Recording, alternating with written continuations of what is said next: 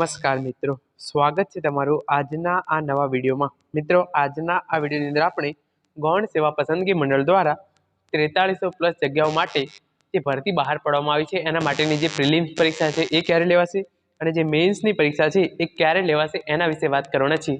મિત્રો, ચેનલ પર પહેલેથી જ એક વિડીયો બનાવેલો છે જેની અંદર જે ઓફિશિયલ નોટિફિકેશન છે એની અંદર કઈ જગ્યા માટે કેટલી પોસ્ટ છે એની માહિતી આપવામાં આવેલી છે, એના માટેની સેલેરી કઈ રહેશે, એના માટેના ફોર્મ ક્યારથી ભરવાના ચાલુ થશે અને ક્યાં સુધી તમે ફોર્મ ભરી શકશો એ તમામ માહિતી આપવામાં આવેલી છે। એ વિડીયોની લિંક નીચે ડિસ્ક્રિપ્શનની અંદર આપવામાં આવેલી છે। તો તમે અહીંયા જોઈ શકો છો એ પ્રમાણે હવે ગૌણ સેવા પસંદગી મંડળની 4304 જગ્યા માટે મે જૂન દરમિયાન ભરતી પરીક્ષા યોજાશે। સચિવ જે ગૌણ સેવા પસંદગી મંડળના જે પ્રમુખ છે હસમુખભાઈ પટેલ, એમણે આ ઇન્ફોર્મેશન આપી છે કે આના માટેની જે પરીક્ષા છે એ મે જૂનની અંદર પહેલાં જે પ્રિલિમ્સ પરીક્ષા લેવાની છે એ લેવામાં આવશે। એટલે કે હવે તમારા માટે તૈયારી કરવા માટે 5 થી 6 મહિનાનો ટાઈમ છે અને આઈ થિંક 5 થી 6 મહિનાનો જે ટાઈમ છે એ આ પરીક્ષાની ભરતી છે એની તૈયારી માટે પૂરતો છે। જે ફોર્મ ભરવાના છે એ કાલથી ચાલુ થયા હતા અને માત્ર 4 કલાકની અંદર 12,500 ઉમેદવારોએ ફોર્મ ભરી દીધા છે। એટલે કે આની અંદર જે કોમ્પિટિશન છે એ તો ઓલરેડી થોડી વધારે જ રહેવાની છે, કારણ કે આની અંદર 4300 જગ્યાઓ છે ક્લાસ 3ની અને આની અંદર અંદાજિત 7 થી 8 લાખ જેટલા ઉમેદવારો છે એ પરીક્ષા આપે તેવી શક્યતા છે। અને આપણે જોઈએ તો થોડું ડિટેલની અંદર ગુજરાત ગૌણ સેવા પસંદગી મંડળ GSSBA વર્ગ 3ના 20 અલગ અલગ સંવર્ગોની 4304 જગ્યા માટે ઉમેદવારી માટે ગુરુવારે બપોરે 2 કલાકે પોર્ટલ ખુલ્લું થયાના પ્રથમ 4 કલાકમાં જ 12,500થી વધારે ફોર્મ ભરાયા છે। આ વખતે તમારે ફોર્મ ભરવું હોય તો તમારે 500 રૂપિયા ફી ભરવાની હોય છે અને એ ફી તમને છે એ પાછી મળી જશે જો તમે પરીક્ષા આપશો તો।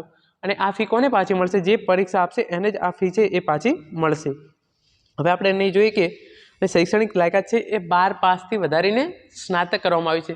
એટલે કે આ ભરતીની અંદર ફોર્મ ભરવા માટે તમારે મિનિમમ ક્વોલિફિકેશન છે એ સ્નાતક હોવું જરૂરી જ છે।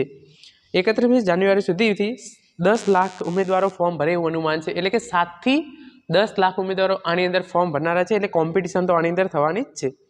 પરીક્ષાનું આયોજન છે એ ઓનલાઈન પદ્ધતિથી થશે, એટલે કે આની પરીક્ષાઓ છે એ ઓનલાઈન પદ્ધતિથી લેવામાં આવશે અને 30 જૂન પહેલાં પ્રથમ પરીક્ષા અને બાદ ઓગસ્ટમાં વર્ણનાત્મક પરીક્ષા છે, એટલે કે જે મેઇન્સ પરીક્ષા છે એ યોજાશે।